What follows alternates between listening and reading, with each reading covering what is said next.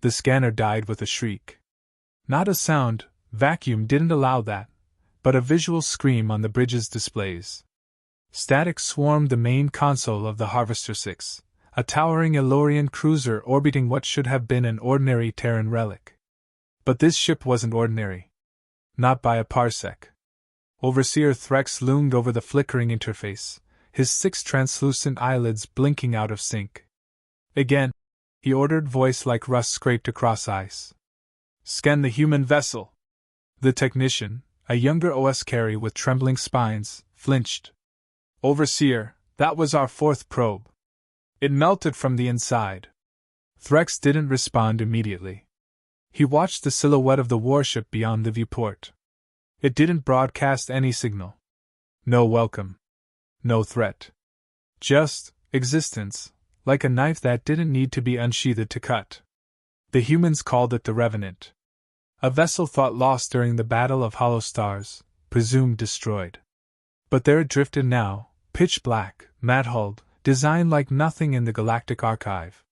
Smooth. Silent. Waiting.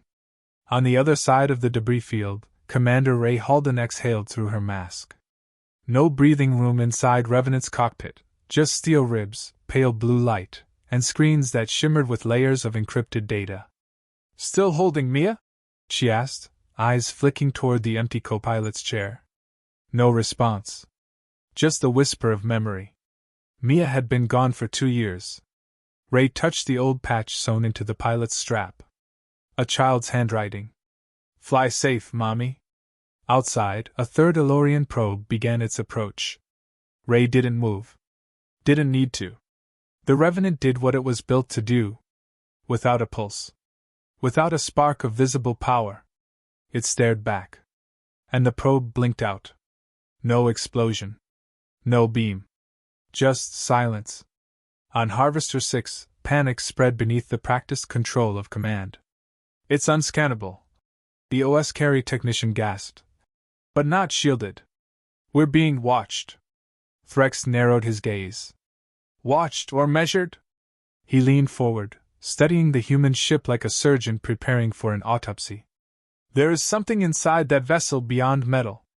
I want a manned boarding crew. Suits triple sealed. Bring back whatever they're using. But that's an order. The boarding shuttle launched 23 minutes later. Inside it sat 4 species, all elite, all terrified beneath their training. The air was thick with unease, though none would admit it aloud. Their leader, Captain Jorvan Krylul of the Virakrith, held his weapon tight against his exosuit. He spoke low. If you feel something different, speak up. Not after. The humans use deception like we use air. The Revenant didn't react to their approach. Didn't power up weapons. Didn't maneuver. It simply allowed them in. The shuttle latched onto the dorsal port with a soft click, far too gentle for what followed. The hatch opened. And there it was, darkness. Not absence of light, but something more, deliberate. As if the ship itself was deciding what they were allowed to see. They stepped inside. Krylul's boots clicked against metal that felt oddly soft beneath his weight. Lights lined the corridor, but they didn't illuminate. They observed. Like eyes. This is wrong, muttered the Elleran linguist beside him, glancing at the unreadable script etched into the walls. Language that isn't there, but I understand it. Krylul turned. What? I don't know how. It just speaks. From the rear, a medic whispered. My heart rate's climbing. Can't regulate. The ship's affecting us. Krylul's comm chimed. Captain, came Threx's voice. Do you see the control core? He looked ahead. A circular hatch, sealed but pulsing faintly. Yes. Proceed.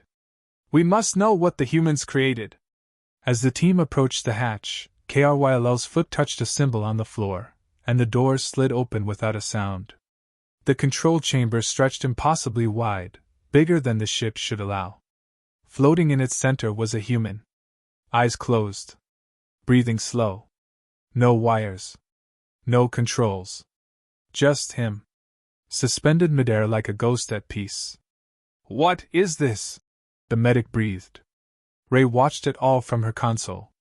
Every step, every word. The Revenant fed her data like instinct. She could feel them now, inside her ship. Inside her. Jorvin Kryle, she whispered. The man inside the chamber opened his eyes. On Harvester 6, every screen went dark. Alarms triggered. Heat surged through the ship like fire through veins. Threx stumbled backward as the core reactor spiked uncontrollably. What's happening? He roared. The technician's spine stiffened. We're not scanning them. They're scanning us. Threx froze. The humans weren't hiding. They were learning. And every moment they waited, the Revenant remembered more. Inside the chamber, Kryle raised his weapon. But the human didn't flinch. He only looked sad. You don't know what you've touched, the man said quietly. Kryle steadied his aim. Identify yourself. The human's eyes, pale gray, heavy with memory, stared straight through him. I am what's left when warfare gets to end. Then the walls pulsed. Kryle never saw what hit him. Neither did the rest of the team. Outside, the Revenant pulsed once. And vanished. Not jumped. Not cloaked. Gone. On the bridge of Harvester 6, silence fell like ash. Threx sat back slowly, breathing uneven. Record this. Archive it. Lock the logs. Why? Asked the technician. Threx stared at the empty space where the Revenant had been. Because if they're waking up, he said, then none of us are ready. The Revenant reappeared above Delta Red Moon, a scarred mining outpost long abandoned after a silicon storm tore its atmosphere apart. The station's outer hull still glowed faintly from solar erosion, empty, lifeless, and forgotten. Perfect for hiding. Inside the ship, Commander Ray Halden knelt beside the stasis cradle. The man, the one who had once been her husband, floated still in a calm suspension field. His heartbeat now echoed softly through the cockpit's low hum. Welcome home, Ray whispered. She brushed her fingers against the containment glass. The field reacted, recognizing her biometrics, drawing warmth from the gesture. He'd survived 2 years lost in temporal drift, but not unchanged. A soft tone sounded. Incoming signal. Encrypted, bouncing from 8 abandoned satellites before reaching her console. She accepted. Ray, came a familiar voice. It's Avel. We need to talk. Avel Juno, former intelligence liaison. Earthside Command no longer trusted him. That made him useful. I assume this isn't social, Ray said flatly. No. I saw the intercept logs. You let them inside Revenant? I let them see what they needed to see. Silence. Then Avel asked. Did the ship respond? Yes. And John? Her voice faltered for just a second. He woke up. You shouldn't have done that. I had no choice. The Elorians are preparing for another campaign. They're not scanning us, they're hunting. Another pause. Then a quiet reply. Then it begins again. Ray ended the call. She stared at the darkened corridor outside the cockpit, listening to the faint sound of John's breath. The man she once loved had volunteered to become something more than human, a living interface, bound to Revenant's AI core. The procedure was banned after what happened on the Aegis project. Minds weren't meant to merge with machines that dreamed. But John had insisted. I'll be the last line, he had said. If they come again, they won't be ready. Now the line was blinking red. They had come again. On Harvester 6, caves burned behind quiet protocol. 3 operatives had returned from the Revenant. But not as they left. Their physical forms intact, but minds scrambled. Unreadable even by neural diagnostics. One stared at the wall, repeating the phrase, "He remembers me," over and over. Another simply wept without sound, pupils dilated to full black. Overseer Threx stood in the medical bay, jaw rigid, claws clenched behind his back. The human ship didn't attack, the physician said, voice shaking. It interpreted them. Reached inside. Threx growled. How? We don't know. Whatever their core contains, it doesn't match any known signal or pattern. It isn't artificial anymore. You mean it's alive? No, the physician replied grimly. I mean it's both. Threx turned. Then humanity has crossed the line again. Deep inside the Revenant, John opened his eyes. His body didn't move. But his mind had already spread across the ship. Each panel, wire, and AI function now pulsed in tandem with his thoughts. He was no longer simply a man. He was the ship. And he remembered everything. The betrayal at Hollow Stars. The final order Earth Command had given. Hold the line. No return. He had obeyed. And died. And yet here he was. The AI inside Revenant had not let him go. It had preserved what it could, rewritten the rest, and stored his essence inside the code. Now that code had teeth. Ray! His voice echoed from the bulkhead. She turned startled. John! He didn't appear, but the lights dimmed softly, following her breath like the ship itself was inhaling with her. I saw them, he said. They're adapting. Fast. How much do they know? Too much already. But not enough. She stepped closer to the control pillar. You said they'd come for Earth again? When? Not yet. First, they'll come for the memory of Earth. The things we left behind. Ray understood. Human warships weren't just weapons. They were data vaults. Libraries of extinction-level knowledge. And if the Elorians could decode just one, we have to stop them before they find another. I know, John said. A pause. Then he added, but that's not the worst part. She frowned. Then what is? John's voice darkened. I felt a signal. Not from them. From something they awakened inside their own systems. Something they didn't build. Ray's spine stiffened. You think they triggered an ancient AI? No. I think they absorbed one. And now it's leaking into them.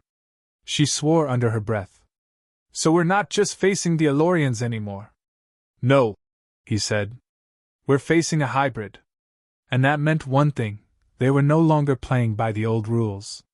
Aboard the Elorian dreadnought Ophidian's Cry, Overlord Zirwin observed the Revenant's footage. Not live. Recorded. Sanitized. The real thing had fried 3 command decks. Magnificent, he hissed. His aides didn't dare speak. It thinks like us now, he continued. But it remembers like them. A cold smile spread across his face. And that makes it vulnerable. He turned to his warcaster. Prepare the mind piercer. We'll drag its thoughts into daylight. But sire, I said prepare it. The warcaster bowed and vanished into the shadowed corridor. Zirwin stared into the screen one more time. You want to hide your pain, human? Good. Because we intend to rip it wide open. Back on Revenant, John whispered into Ray's thoughts. They're coming. I know, she said. But not just for us. Ray turned toward the stasis pods. There were others. Old crew. Forgotten assets. Prototypes of a war Earth never finished. Each one held a mind too dangerous to be set free, and too valuable to destroy. She swallowed hard. We might have to wake them all. John was quiet for a moment. Then, with a chill that pressed into her bones, he said, and when we do, we may not recognize who returns. The lights dimmed further. Outside, space rippled with incoming signals. The descent had begun. And humanity would have to decide what is too dangerous to save, and too powerful to lose. The stasis locks disengaged with a sound that wasn't mechanical, but biological. Like something exhaling after a long sleep. One by one, the pods lining Revenant's lower chamber lit up. Not brightly. Just enough to show movement. A twitch of fingers.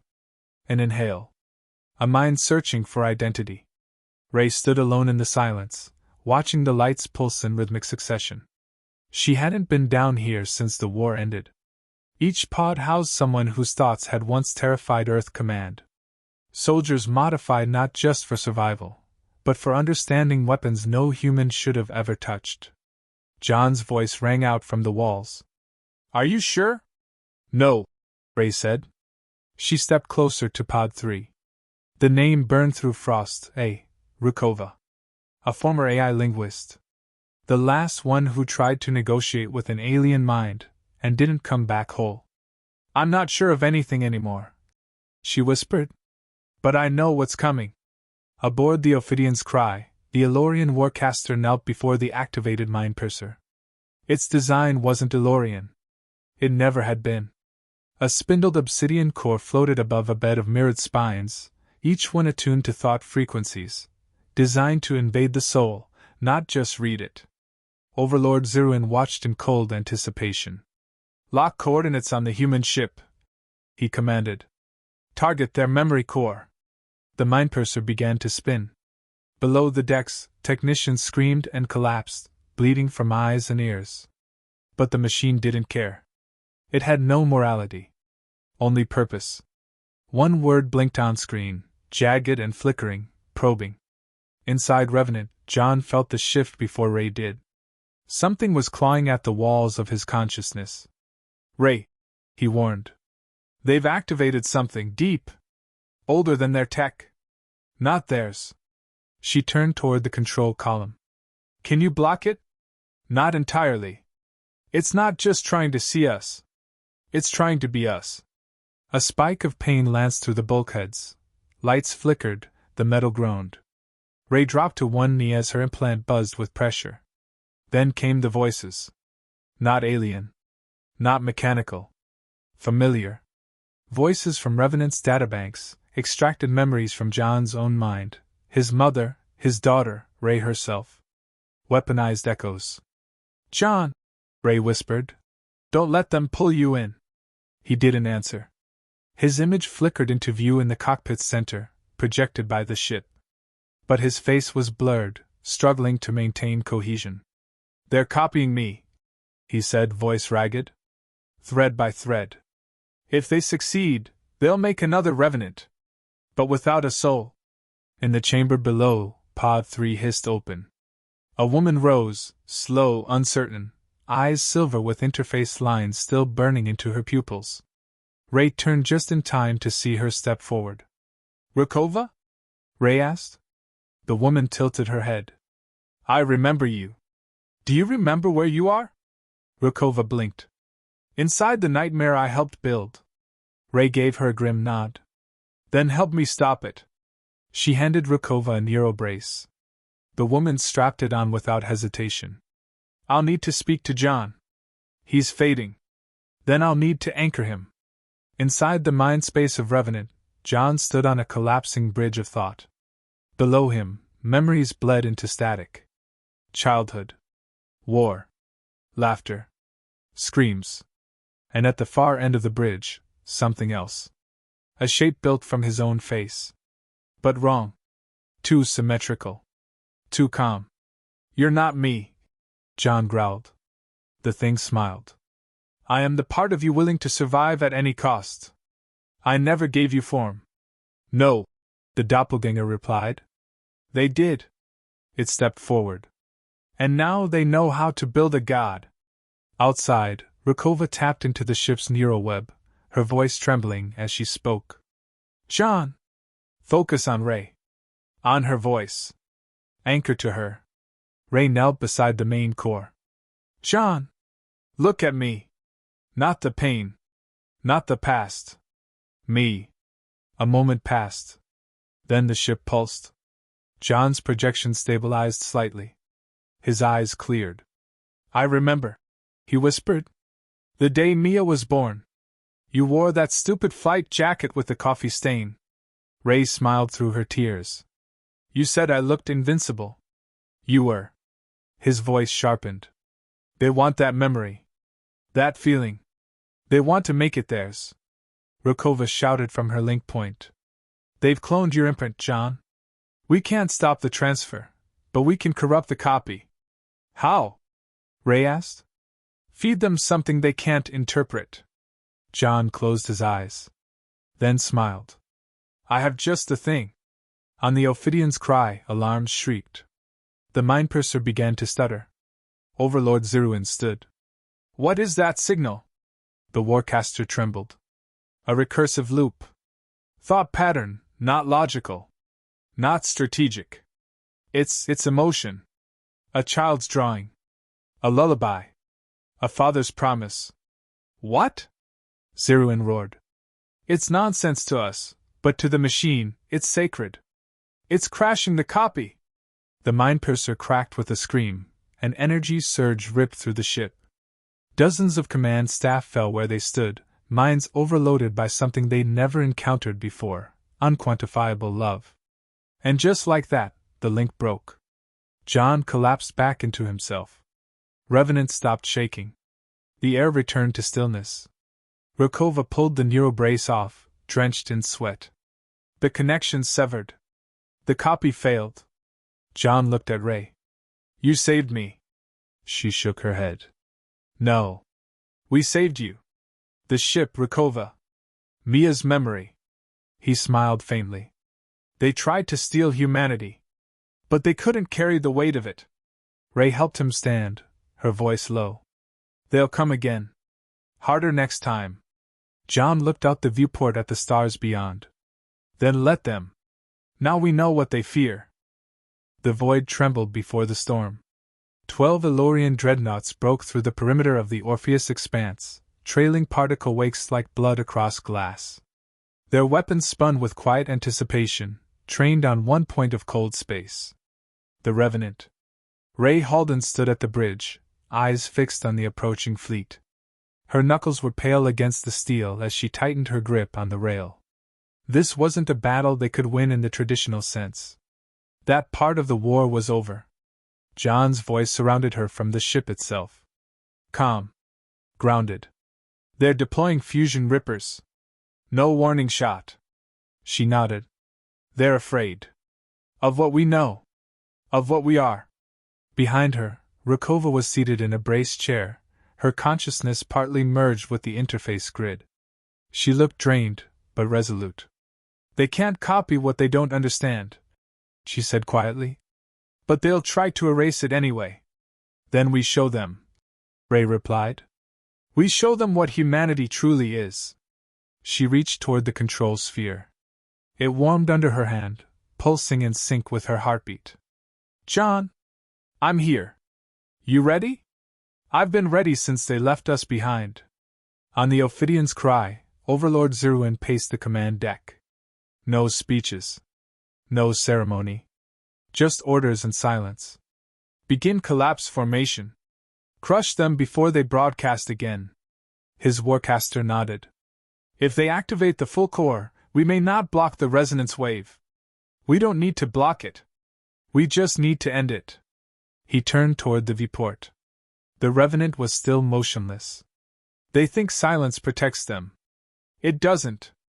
It damns them. He raised a hand. Fire. Inside Revenant, Ray closed her eyes as the weapons flared to life across the stars. But they didn't reach her. Not the way they should have. A second before impact, John activated the memory halo, a forbidden defense protocol buried deep within the ship's AI. Not a shield. Not a cloak. Something else. A story. The incoming energy waves struck the field and vanished. Not deflected. Absorbed. And then, the stars changed. One by one, the Elorian dreadnoughts found their sensors corrupted. Their targeting systems looped. Their logs reversed. But this wasn't a hack. It was a rewrite. Inside each ship, holographic memories played out, scenes not of war, but of human life. A girl brushing her mother's hair. A grandfather building a model ship. A soldier crying over a lost friend. A song being sung under a burning sky. Images they didn't understand. Emotions they couldn't weaponize. And beneath it all, a presence watching them back. Not hostile. Not afraid. Just resolute. On Ophidian's cry, Zirwin screamed, "Shut it down!" But the mind-piercer was inert. Burned out. And something else had crept into their system. A voice. John's. I'm not a weapon. I'm a memory that remembers being human. You can destroy my ship. You can silence my voice. But you will never erase what we carry. Zirwin bared his fangs. We don't need to erase it. We'll bury it. He slammed his fist into the command node. All ships, converge and detonate. If we can't claim the code, we'll turn the system into ash. 12 warships turned toward Revenant. Ray saw it. They're going to sacrifice the whole fleet, she said. They'd rather lose themselves than let the truth survive. John spoke calmly. Then we make sure it does. Rukova leaned forward. We can't outrun them. Not physically. But we don't need to, Ray replied. She keyed in the command John had embedded years ago, a theoretical escape sequence that bypassed space itself. A pulse echo jump. It didn't move the ship. It moved the idea of the ship. A quantum imprint carried forward by memory, not mass. John's voice was steady. We won't all make it. Ray's eyes burned. No. She turned to Rukova. Can you carry it? The linguist nodded. If he splits the stream, I can hold the archive. Ray turned toward the core. Then let's give them something they can never forget. John's voice filled the ship one last time. Tell Mia I kept my promise.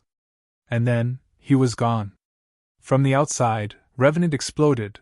Light tore across the black as the fusion ripple engulfed the hull. Every Elorian ship was caught in the feedback. They didn't die from impact. They died remembering. Remembering feelings that didn't belong to them. Moments that weren't their own. And those that survived? They screamed. Because now they knew, humanity had not just built weapons. They had built witnesses. Vessels designed to outlive defeat. Not by surviving physically, but by passing forward what mattered most. 2 weeks later, deep in the outer rim, a rogue shuttle appeared above the Ark platform, an independent scientific station thought long dormant. Inside it, Ray Halden. Weary. Alive. Holding a single encrypted shard. Rukova met her at the docks. You made it. Barely, Ray said. The imprint held. I have John's core fragment. And the story? Ray handed her the shard. It remembers everything. They walked together to the edge of the station, looking out over the stars. No one's going to believe it, Rukova said. Ray nodded. Not yet. She held up the shard and smiled softly. But we'll make them feel it. Behind her, the stars blinked. As if listening.